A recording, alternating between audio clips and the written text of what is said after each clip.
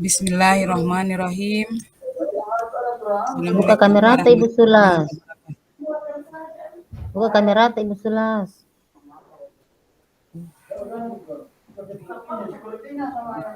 Ya, yang berarti harus buka kamera wajib.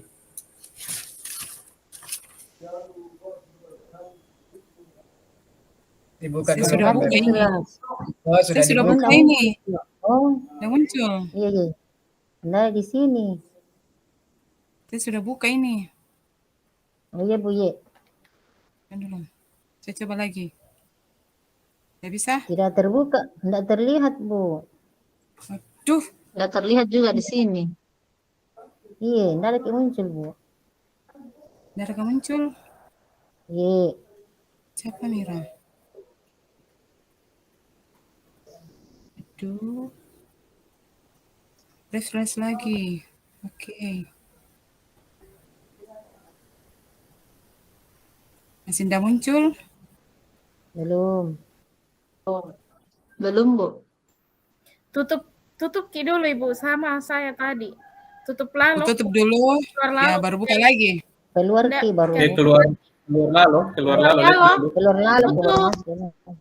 Yang tanda kasih keluar nih, lalu masuk lagi di ruang kolom. Oh iya, oke. Iya.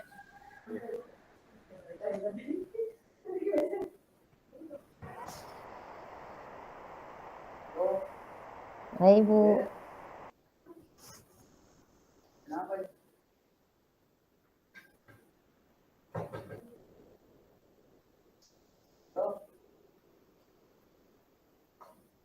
Muncul nih, ada.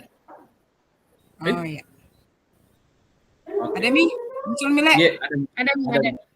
sama tadi saya itu. Sama saya. Bismillahirrahmanirrahim. Assalamualaikum warahmatullahi wabarakatuh. Baiklah,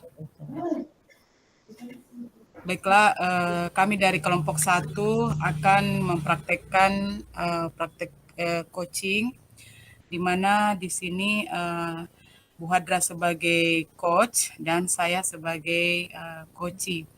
Adapun masalah yang akan kami perbincangkan yaitu saya mendapat teguran dari Pak Pengawas ketika beliau mengadakan supervisi karena beliau keberatan ketika saya mengajar tanpa buku teks. Saya sudah menjelaskan kepada beliau bahwa saya tetap mengacu pada kurikulum walaupun tidak menggunakan buku teks. Ya, baiklah, untuk mengefisienkan waktu, kami mulai percakapannya. Assalamualaikum Bu Hadra. Waalaikumsalam. Oh Ibu Sulas. Silahkan duduk Bu. Mohon maaf Bu, mengganggu waktunya sebentar. Oh iya, nggak apa-apa Bu Sulas. Gimana? Masih sering volley dengan kawan-kawan Bu?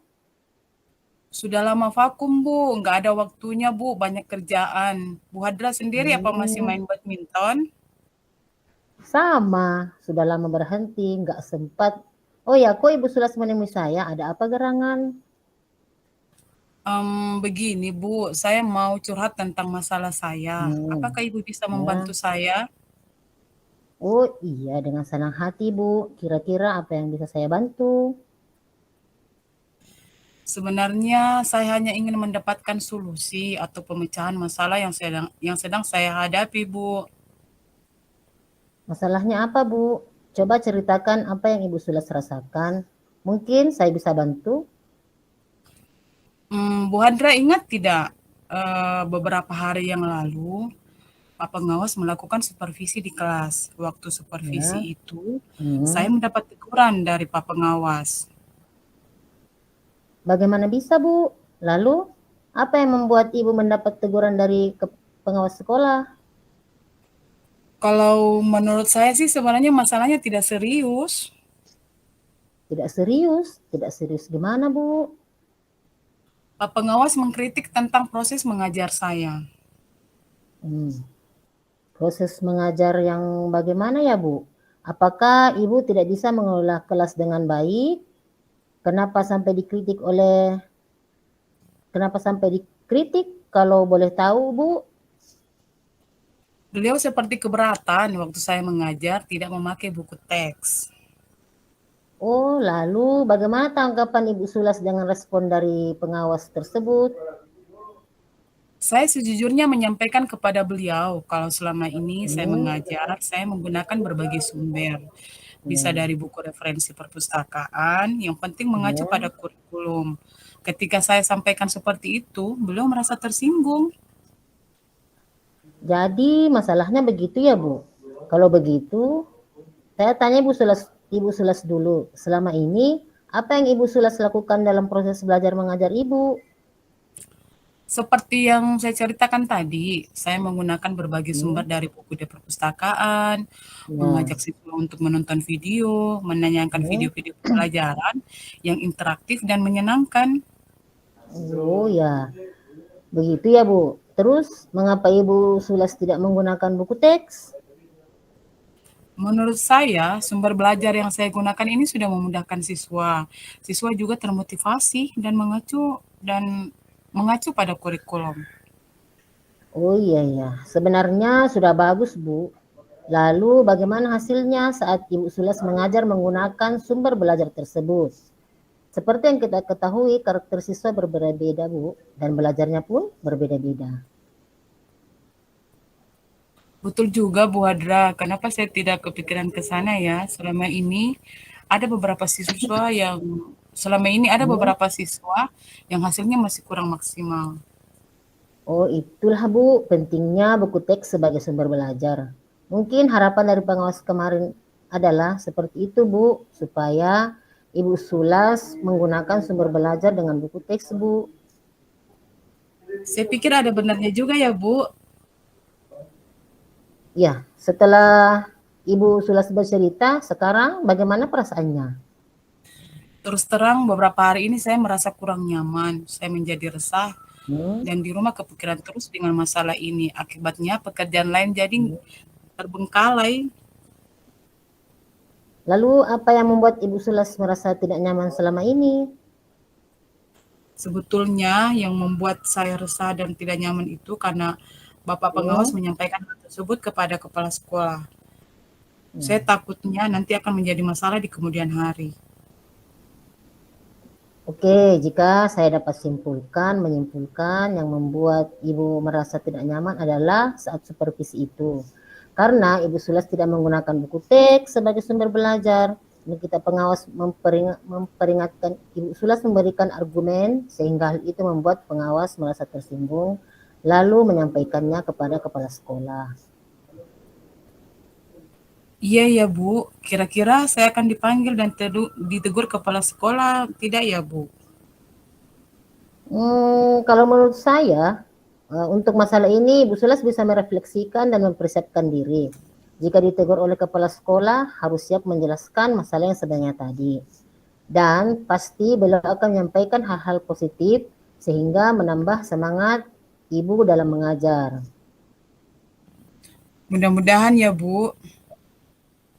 Dari apa yang Ibu Sulas sampaikan, apa rencana Ibu ke depannya? Saya berniat menemui beliau untuk membicarakan hal ini. Mungkin beliau akan memberikan solusi. Oke, lalu apakah ada hal lain yang akan dilakukan? Saya juga akan menemui pengawas dan saya akan meminta maaf kepada beliau. Kemudian terkait proses belajar mengajar ke depannya saya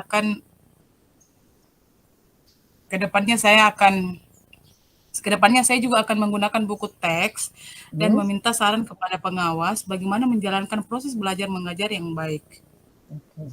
Lalu bagaimana dengan proses belajar mengajar Ibu Sulas selanjutnya? Setelah ini saya akan memakai buku teks untuk sumber belajar utama, walaupun nanti sumber belajar yang akan saya terapkan juga karena siswa sudah merasa nyaman dengan cara tersebut. Langkah yang Ibu Sulas ambil itu sudah tepat sekali. Saya setuju dengan ide Ibu. Syukurlah Sekarang saya merasa lega karena jujur saya takut mengambil langkah dalam menyelesaikan ini. Apalagi sudah berurusan dengan atasan kita. Khawatirnya takut salah langkah, Bu.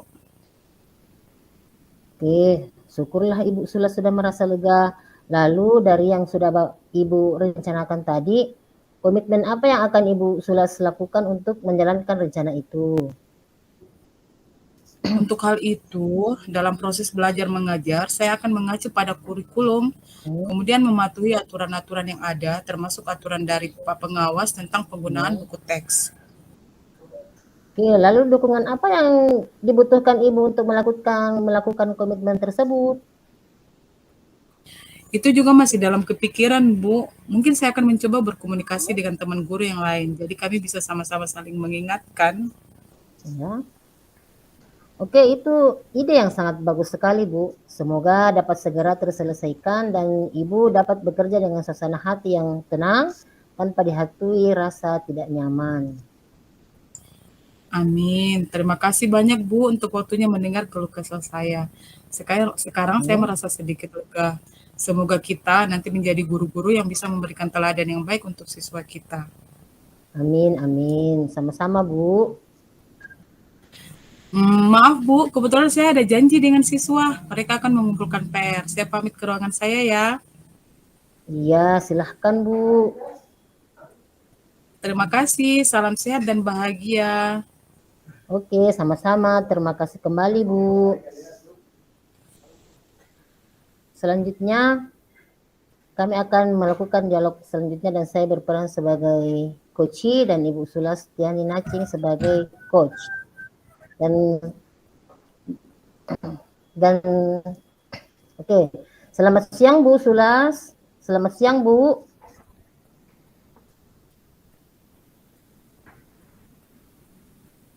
Selamat siang Bu. Selamat siang. Tidak bisa saya ganggu Bu. Selamat siang, Rina ya. Tidak mengganggu, Nak. Kenapa? Ada yang Ibu bisa bantu? Saya bingung Bu. Saya harus bagaimana untuk menemukan solusi dari permasalahan ini Bu? Semoga dengan kamu bertemu dengan Ibu, permasalahan kamu bisa terselesaikan.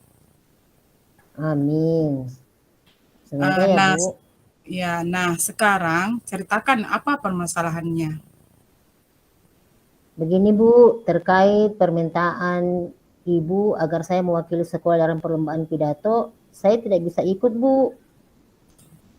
Kenapa, Nak, tidak bisa ikut? Saya masih belum percaya diri Bu. Mengapa Rina tidak percaya diri? Karena sewaktu SD dulu, saya pernah ikut lomba pidato tapi gagal. Jadi untuk kali ini saya tidak mau lagi karena saya takut tidak bisa mengharumkan nama sekolah Bu. Nah, Rina, sekarang Ibu tanya, apa saja kekuatan yang ada dalam diri Rina? Saya fasih dalam berbahasa Inggris Bu. Ada kelebihan lainnya? Iya Bu, saya juga bisa merancang pidato informatif. Oke Rina, sebenarnya kamu punya kekuatan dalam diri yang perlu terus diasah dan kamu juga perlu membangun rasa percaya diri kamu agar tidak mudah putus asa.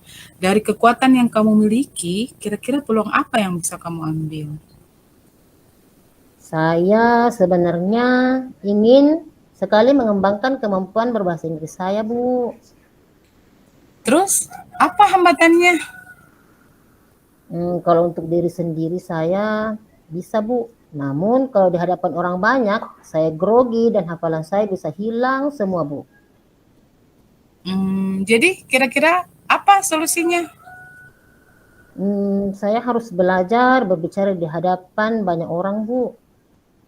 Benar sekali yang Rina katakan. Sekarang Ibu mau tanya lagi. Menurut kamu, apa saja hal-hal penting sebagai syarat dalam berpidato? Setahu saya, syarat utama dalam berpidato adalah menguasai pokok isi yang akan disampaikan, memiliki kecakapan untuk menyampaikan pesan, ada tujuan yang ingin dicapai Bu, kemudian terjalin hubungan yang harmonis, serta dapat dipahami oleh pendengar. Tepat sekali Rina, begitulah syarat pidato yang baik dan benar. Nah sekarang dari syarat tersebut, menurut pendapat kamu, manakah yang belum kamu kuasai? Dari syarat tersebut, yang menurut saya belum saya kuasai adalah saya belum memiliki kecakapan untuk menyampaikan isi pidato sehingga membuat pendengar tidak memahami isi pidato saya. Hal inilah yang akhirnya membuat saya kurang percaya diri, Bu, dalam berpidato.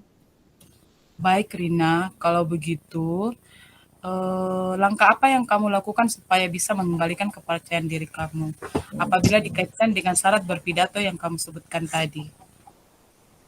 Menurut saya, Bu, yang bisa saya lakukan adalah saya perlu lebih banyak belajar bagaimana memiliki kecakapan untuk menyampaikan isi pidato sehingga pesan dalam pidato saya tersampaikan ke pendengar, Bu. Dengan begitu, saya akan lebih percaya diri.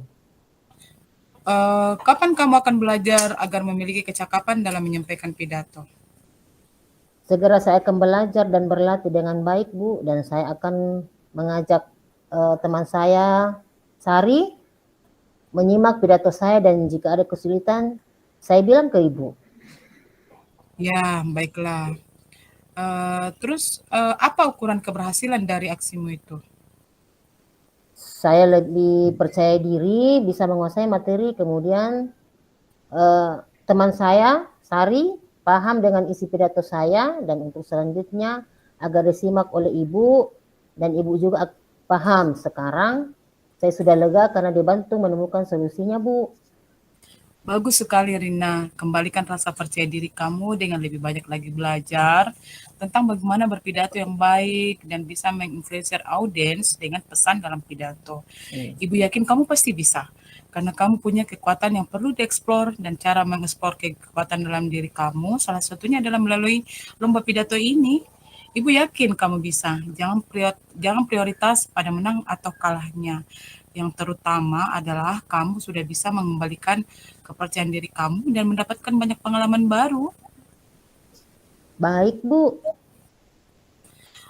Sekarang komitmen terhadap rencana aksimu gimana? Saya akan segera menghubungi teman saya Sari untuk dibantu belajar. Dan insya Allah siap untuk mengikuti lomba pidato tingkat kabupaten mewakili sekolah, Bu. Apakah kamu yakin bisa?